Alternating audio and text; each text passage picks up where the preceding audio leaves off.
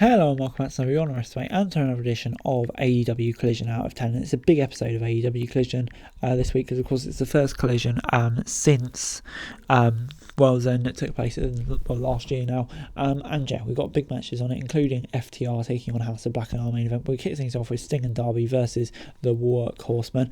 The action started with the Workhorsemen attacking them during their entrance. Ric Flair was there with Sting and Darby for a punch at Drake.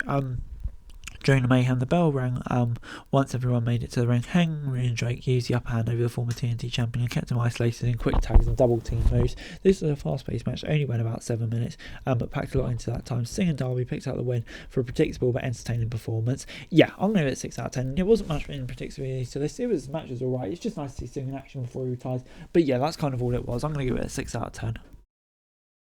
We then got Eddie Kingston versus Trent Beretta in his Continental Championship match. These two were allies at All In, so they came into this bout with level of respect to each other instead of the usual animosity. It was a hard-hitting, ugly match that featured some stiff stakes, big bumps, and even a little blood after a chop from Kingston caught Beretta on the nose. The Mad King had been on the best run of the career for the past few years, but Beretta has spent the past few months reminding everyone just like how good he is when put in situations like this. Unfortunately for Sue's son, he's going to have to keep waiting for an AEW singles title. After a couple of near falls, Kingston secured the win, and of course this was pretty obvious. Kingston wasn't going to lose about so soon. It's still a fun match between the two. We know how great both of them are. So yeah, on the whole, I'm going to give it a 7 out of 10. Obviously predictable, but it's still a really fun match. Before it's time for the Kingdom versus Commander and Brian Keith,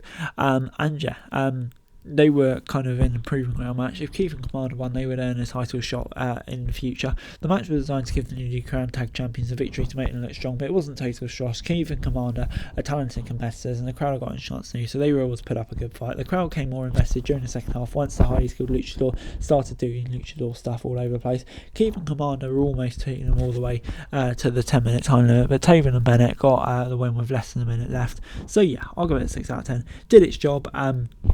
Kind of helped both competitors in a way, but yeah, obviously where we all expected. Before it's time for Copeland versus Griff Garrison, Copeland came out to talk about how he defeated Christian Cage for the TNT title, but was screwed over by Killswitch and gave his contract for a title shot to Cage following the match. He issued an open challenge for someone to step forward, and that was Griff Garrison with Maria Kanellis and Cole Carter. Copeland tried to warn him, so Garrison slapped him, so Copeland told the ref to ring the bell and proceeded to take the young man apart. Could have been a 2-second squash, but it continued and worked to solid match, which made Garrison look better. Of course, it wasn't a match of the year candidate or whatever, but it was a legend giving an up-and-coming star a chance to prove himself. Copeland earned the victory and managed to fight back after Carter and after he tried to interfere.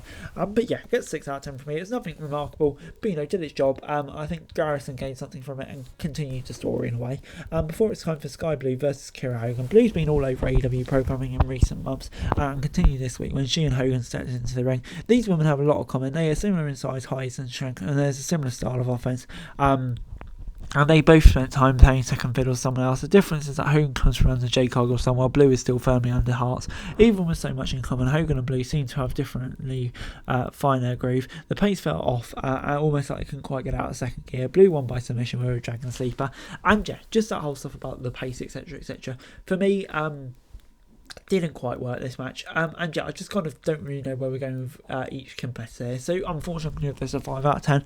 Before it's time for Claudio Castagnoli taking on Andrew Everett, the listless giant in pro wrestling, got a spot when Everett faced Castagnoli, and yeah, Everett got a little offense in, but it was essentially a squash match. Claudio getting the easiest win of his AEW career, and yeah, gets 6 out of 10. It was nothing offensive, but just by this point we've seen quite a lot of filler on this card. I was getting a bit fed up with it, but luckily we got a really good main event up next. Was FTR versus House of Black, where Matthews and Harwood started with a furious exchange. Wheeler tagged in, but Harwood broke free before they could double team him. FTR is one of the best tag teams in modern wrestling, and Black and Matthews are both incredible athletes in their own right. Putting them in the ring together was an easy recipe for success. It was physical and action-packed, which is exactly what you want out of the main event of any show. It's hard to find anything to complain about because this was pure fun from bell to bell. King tried to get involved towards the end, but was thwarted by Daniel Garcia with a steel chair. After several near falls and this is awesome chant, Harwood was able to get the win win by reversing a pin at Matthews to keep him down for the 3. House of Black ended up taking them down and ending the show over their unconscious bodies as Hart rang the bell 10 times. I thought that was a great way to end the show. Kind of 50-50 booking. But anyway, I think in this sense it made sense. Leads the way to another match. And yeah, and what a brilliant match it was. 8 out of 10. And overall AEW Collision gets a 6 out of 10 from me. I don't know, I wasn't really wowed by this Collision. Obviously the main event stole the show by a country mile. It was really, really great. But except for that, yeah, I don't know. I just felt like there was quite a lot of filler on there, not a lot that I'm going to really remember. And yeah, I don't want Collision to be like that. I still want it to be like the alternative to AEW Dynamite rather than a Rampage type. But anyway, guys, that's it for the video. Thanks so much for watching. Like, share, subscribe. It's also over daily wrestling news and subscribe to the channel. It's going to be really appreciated. Thanks so much for watching. Peace.